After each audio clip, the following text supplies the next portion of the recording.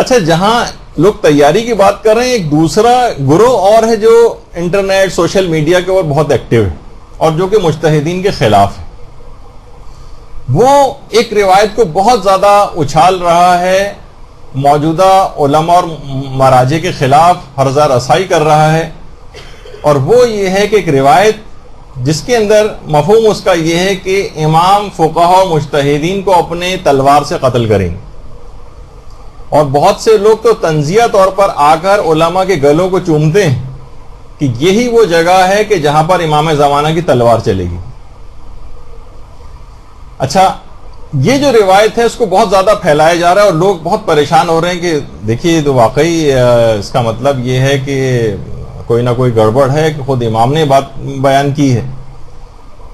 دلائل الامامہ میں بھی یہ والی روایت موجود ہے جو بھی پیش کرنے والا ہوں. غیبت توسی کے اندر بھی یہ روایت ہے. اس بات الہدات میں شیخ عاملی نے بھی اس کو لکھا ہے. بہت سارے حوالے آپ کو ملیں گے. بہار الانوار میں علامہ مجلسی نے بھی لکھا کہ جب امام زمانہ علیہ السلام قیام کریں گے، اللہم صلی علی محمد و علی محمد،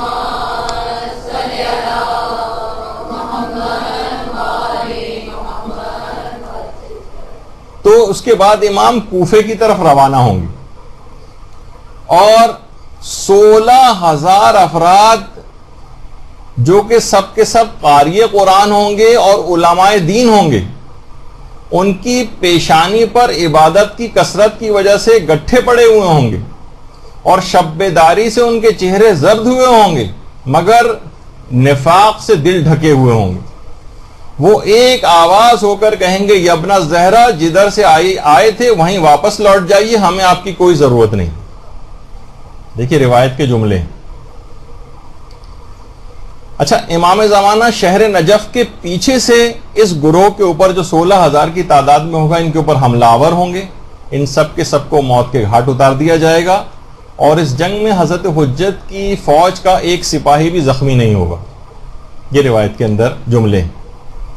اب یہ لوگ اس کو بہت اچھال کر پیش کر رہے ہیں کہ دیکھیے نجف کے علماء اور نجف میں کون رہتا ہے؟ علماء اور مجتہدین کا شہر ہے.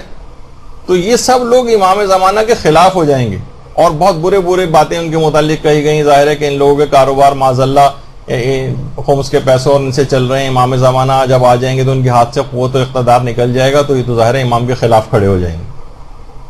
دیکھیے اب اس کے جوابات سن لیجئے، کیونکہ یہ چیزیں پیش کی جا رہی ہیں. لوگ گھبرا کے پوچھ رہے ہیں کہ بھئی یہ کیا ہے مسئلہ. تو سب سے پہلی بات تو یہ کہ روایت ضعیف. اس کے سلسلے سند میں حسن ابن بشیر نام کا ایک مجہول شخص ہے، جسے معجم اور رجال الحدیث میں آیت اللہ خوئی نے اس کو ضعیف قرار دیا ہے. دوسری بات یہ ہے کہ اس روایت کے اندر یہ ہے کہ جو 16,000 افراد ہوں گے جو آ کر امام کا مقابلہ کریں گے، یہ بطریہ سے ہوں گے. فرقہ بطریہ خود روایت کے اندر موجود ہے. یہ جو قاری قرآن ہوں گے اور جو یہ علماء آئیں گے، یہ فرقہ بطریہ سے ہوں گے. اچھا، روایت کے اندر کیا ہے کہ 5ویں امام سے یہ روایت ہے کہ جب مہدی کوفے کی سمت روانہ ہوں گے تو وہاں بطریہ فرقے کے، تبریہ نہیں بلکہ بطریہ فرقے کے 16,000 افراد اسلحوں سے لیس ہو کر حضرت کی راہ میں حائل ہوں گے. وہ لوگ قرآن کے قاری اور علماء دین ہوں گے جن کی پیشانی پر عبادت کی کثرت سے گٹھا پڑا ہوگا، شب بیداری کی وجہ سے چہرے زرد ہوں گے مگر نفاق سے ڈھکے ہوئے ہوں گے. وہ سب ایک آواز ہو کر کہیں گے، اے فرزند فاطمہ، جدھر سے آئے ادھر ہی لوٹ جاؤ، اس لیے کہ ہمیں تمہاری کوئی ضرورت نہیں. اچھا، اب دیکھیے یہ فرقہ بطریہ کیا ہے. فرقہ بطریہ اصل میں فرقہ زیدیہ کی ایک شاخ ہے.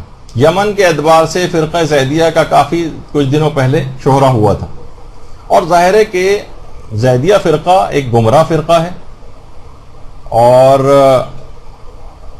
کسی حد تک چند ایک باتوں کے اندر وہ آپ کے ساتھ ہے، باقی ان کے نظریات بالکل الگ ہیں. اور خود یہ جو فرقہ بطریہ ہے جو زیدیہ کی ایک شاخ ہے، ان کے منحرف عقائد ہیں اور یہ خلافت شیخین کو امیر المومنین کی خلافت سے بھی افضلیت دیتے ہیں اور قائل ہیں اس بات کے کہ ان کی خلافت برحق ہے ان سے پہلے. اب بتائیے اس بات کا ہمارے علماء شیعہ اثنا عشریہ سے کیا تعلق ہے ان عقائد کا؟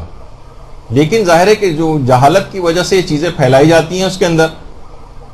اس کا زیادہ سے زیادہ صرف یہ نتیجہ نکل سکتا ہے کہ اس زمانے میں گمراہ فرقے کے کچھ علماء کا ایک گروپ اپنے ماننے والوں کے ساتھ امام کے خلاف ہو جائے گا.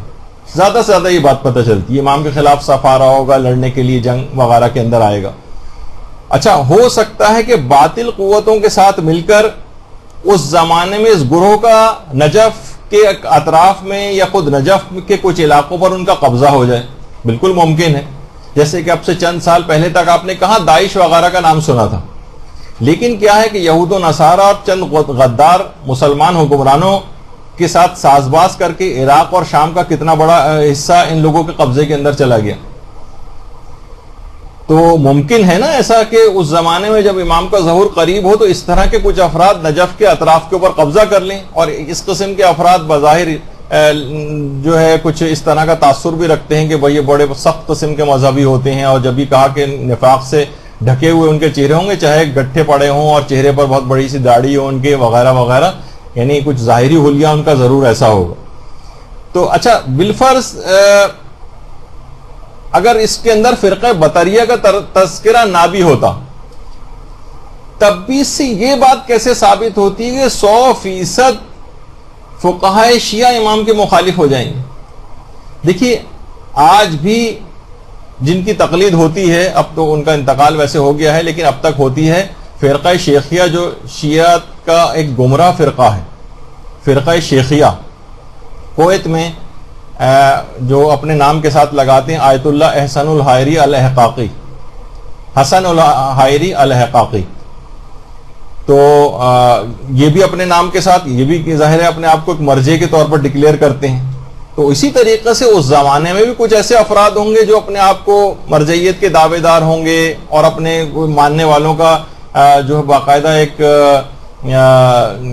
جو ہے گروپ بھی جو ہے وہ بنا لیں گے. تو ہو سکتا ہے کہ اس وقت اس طرح کا کوئی منحرف گروپ جو ہے وہ موجود ہو. اب چونکہ روایت کے اندر فرقہ بطریہ کا تذکرہ ہے, تو اس لحاظ سے یہ ہم پر اس کا, ہمارے علماء پر اس کا اطلاق نہیں ہوتا. اور خود علماء اہل سنت یہ فرماتے ہیں کہ اعتقادی مسائل کے اندر فرقہ بطریہ جو ہے وہ معتزلہ کے ہم خیال ہیں, معتزلہ کے. اور جو فروعی مسائل ہیں اس کے اندر, یعنی نماز روزہ اور اس طرح کے جو مسئلے ہیں, ان کے اندر یہ امام ابو حنیفہ کی پیروی کرتے ہیں, اور کچھ ان کے پیروکار فقہ شافعی کی پیروی کرتے ہیں. باقاعدہ جو ان کی بہجت الاصال کے نام سے جو کتاب ہے, اور الملل والنحل جو علامہ شہرستانی کی کتاب ہے, اس کے اندر باقاعدہ علماء اہل سنت نے اس فرقے کا تعلق فرقہ زیدیہ اور اس کا کہا ہے کہ یہ اکثر باتوں کے اندر اہل سنت کے علماء کی پیروی کرنے والے ہیں. تو بتائیے اس کے اندر کہاں اس بات سے ثابت ہوئی یہ بات کہ یہ افراد جو ہیں فقہائے شیعہ اس سے مراد ہیں.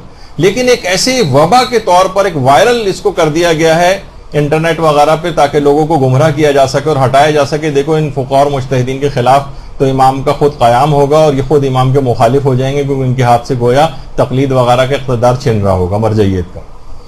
اچھا, اور صرف اس وجہ سے کہ نجف کے اطرافی علاقے کے اوپر ان کا قبضہ ہو جائے گا, اس بنا پر ہمارے علماء کے سر کے اوپر یہ چیز تھوپ دی گئی. اب دیکھیے, جیسے آخری زمانے کے لوگوں کی اخلاقی گراوٹ کی جتنی بھی روایات ہیں, کیا اس سے مثلا اس آخری زمانے کے جو لوگ ہوں گے وہ دھوکے باز ہوں گے اور کینہ پرور ہوں گے, اور احکام قرآن کا اور احکام الہی کا مذاق اڑانے والے ہوں گے, اور خواہشات نفسانی کے اندر جو ہے گرفتار ہوں گے, اور برائیوں کو بھی نیکی سمجھ کر انجام دیں گے, جیسے کہ آخری زمانے کی روایات ہیں. تو کیا اس سے یہ مراد ہے کہ اس زمانے کے 100% مومنین ایسے ہو جائیں گے؟ کیا یہ مراد ہے؟ نہیں. کیا اس روایت کو پیش کر کے ہم 100% اس زمانے کے تمام مومنین کی مذمت کریں گے؟ نہیں کریں گے. دیکھیے, وہ جو کہا جاتا ہے نا آخری زمانے میں اتنا برا زمانہ ہو جائے گا کہ باپ ایک وقت کی روٹی کے لیے اپنی بیٹی کو بازار میں لے جا کر فروخت کرے گا. تو کیا یہ سارے کے سارے والدین ایسا کریں گے؟ نہیں. چند ایک افراد ہوں گے جو اس نوبت تک پہنچیں گے. تو کیا پورے زمانے کے تمام مومنین پہ یہ چیز تھوپی جائے گی؟ تو دیکھیے, بعض کا فعل سب پر منطبق نہیں کیا جا سکتا. تو ایک باطل فرقے کے منحرف جو گروہ ہیں, ان کے علماء کا جو گروہ ہے, ان کا اطلاق کر کے فقہائے شیعہ کو تانا زنی کرنا, جبکہ یہ فقہائے شیعہ کتنے مقام اور مرتبے کے حامل کہ ہمارے امام علی نقی علیہ الصلوۃ والسلام فرماتے ہیں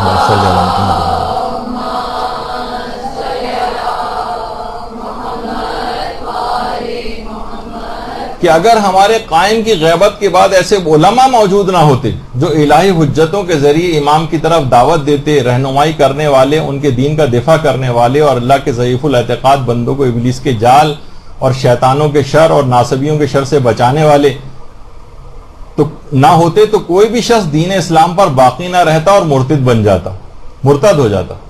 یہی علماء ہیں جو ضعیف الاعتقاد شیعوں کی رہبری کو یوں اپنے ہاتھ میں لیتے ہیں جیسے کشتی کا ناخدا کشتی کی رہبری کو اپنے ہاتھ میں لیتا ہے۔ یہی علماء ہیں جو اللہ کی بارگاہ میں افضل ترین مقام رکھتے ہیں۔ تو ان علماء اور مراجع کے خلاف ایک بہت بڑی آج کل ایک سازش ہو رہی ہے جس کو آپ کو سمجھنا چاہیے، اور انٹرنیٹ پہ بہت زیادہ زہر اس کا اگلا جا رہا ہے، اور اخباری فکر کے جو حامل لوگ ہیں اور اجتہاد و تقلید اور مراجع کے جو مخالف ہیں ان لوگوں کے ہاتھوں کے اندر کھیل رہے ہیں، اور گویا ایک کٹی ہوئی پتنگ کی طرح سے سادہ لو افراد کو بیوقوف بنایا جا رہا ہے۔ تو خود اس کے اندر کیونکہ امام زمانہ کے لحاظ سے ایک بات اس کے اندر آ رہی تھی جس سے لوگوں کو گمراہ کیا جا رہا تھا، تو ہم نے سوچا کہ یہ ایک باتیں آپ کو جو ہے کلیئر کر دی جائیں۔ برحمتك يا أرحم الراحمين وصلى الله على محمد وآله